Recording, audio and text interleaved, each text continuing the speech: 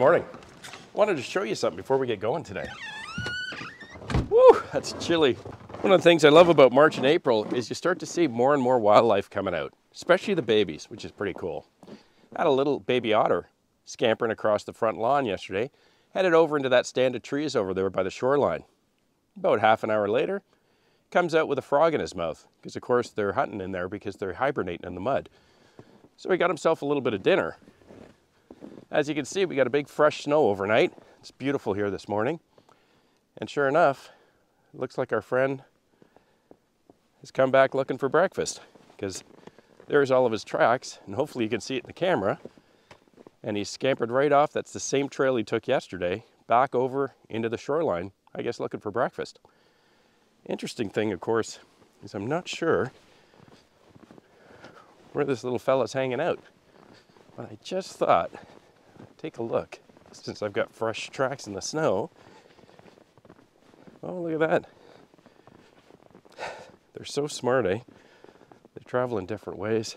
My goodness. So we've got tracks heading off down into there, and tracks there. Isn't that interesting? And there's some tracks, yep. You can see he's heading right back, and he's probably burrowing out into that big pile of brush I left there years ago. Anyways, not a big job today, but I hope you guys will stick around. It's March. It was about 6 degrees and sunny yesterday, and we had snow overnight. Only about half as much as they told us we were going to get, but still we've got 3 or 4 inches to clear, and being that it's March, we need to get it out of the driveway before it melts. +6 yesterday, it's negative 15 degrees Celsius right now as we're talking. So, we're going to grab the tractor. It's going to be a quick ride, but we're going to blow out this snow because we definitely don't want to leave it in the driveway to melt, given that the temperatures and the forecast for the next 5 or 6 days is positive temperatures and sunshine. Alrighty. If you've got a few minutes, I hope you'll stick around with me. Let's get her done. Cheers.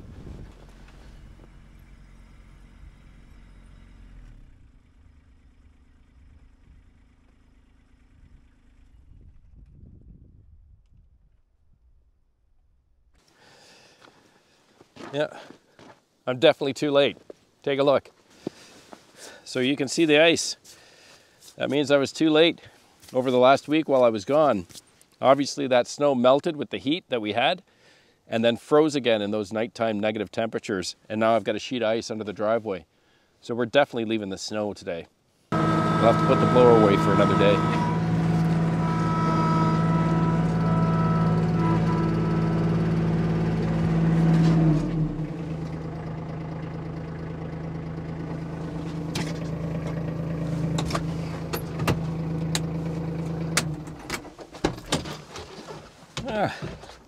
No fun in the sun today.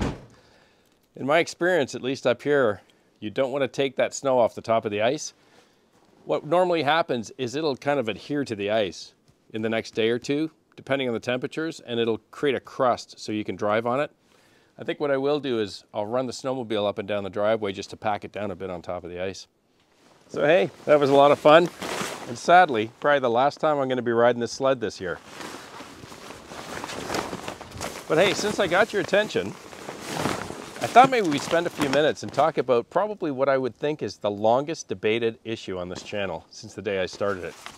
Most specifically, the first winter I started it.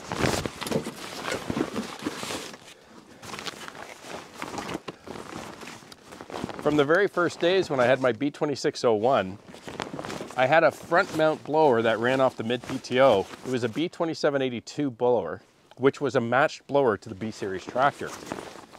But every once in a while, every winter, I'd have somebody or people throughout the winter that would leave comments saying, GP, that blower is way too big for that tractor. You need more horsepower. And of course, being new, first time or the first couple of comments I saw back then, I went to my dealer and I said, hey, did you guys sell me the wrong blower?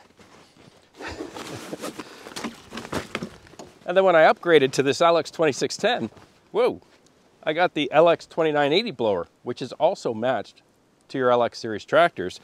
And I still continue to get comments from time to time where people will say, you need more horsepower. That blower is way too big for your tractor. Sure enough, I go back to the dealer and confirm once again that that LX series blower is in fact matched to the LX series tractors. It seems to me that there's a few common denominators, so to speak, to help narrow down this difference of opinion, because although I do get comments where folks are saying you need far more horsepower for that blower, whether it's with the B2601 or this LX2610, I also get other comments saying you don't need any more horsepower, the blower's working fine, tractor's big enough for it. So here's what I've kind of put together. I know that, at least in my own experience, with this 2980 as well as the old B2782 blowers, they run off the mid PTO, not the rear PTO. Mid PTO runs at 2,500 RPM, and they've both operated the same for me. You're driving along, if you start to try to ingest more snow than it can ingest, your engine RPM will start to drop, and you find yourself lifting your foot off the pedal. You've got to slow the tractor speed down to match the intake of the snow.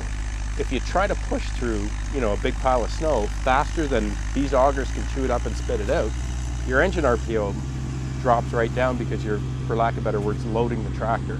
You're trying to make it work harder than it can, so to speak.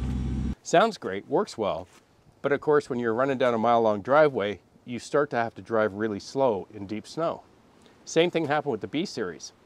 In addition to that, I have a friend of mine that works for the municipality, and they actually have a fleet of these 2610s with this 2980 commercial blower.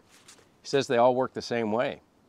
We also have a good friend that has a Grand L series tractor. I think it's a 4060. He's got the same similar setup off the mid PTO, but with a 72-inch blower. It operates the same way. You start pushing through the snow.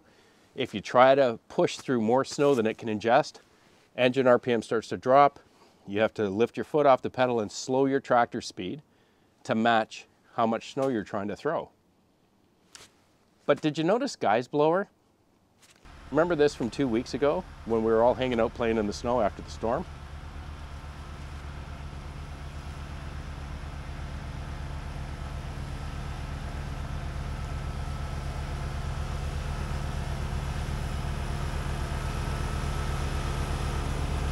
You got it. Guy could drive as fast as he wants down the driveway. Always has. He's had that blower, which was manufactured by a third-party company for Kubota tractors. He bought it new through the dealership with the tractor 17 years ago. It runs off his rear PTO. But notice that he can drive at whatever speed he wants to. And if he's trying to ingest snow and there's more snow coming into the blower than he's able to ingest, the snow just piles up in front of it and he just keeps pushing it in front of him. His engine RPM never drops. He doesn't lose speed. He doesn't have to slow down. He just keeps driving, and whatever doesn't get chewed up by the auger just starts to pile up in front of it until it's able to take it. Big difference. So here's where I've kind of come to everything. We know over 3 different size tractors, whether it's the B series, the LX, or the L, the Grand L in fact, that all the blowers running off of the mid PTO tend to operate the same way.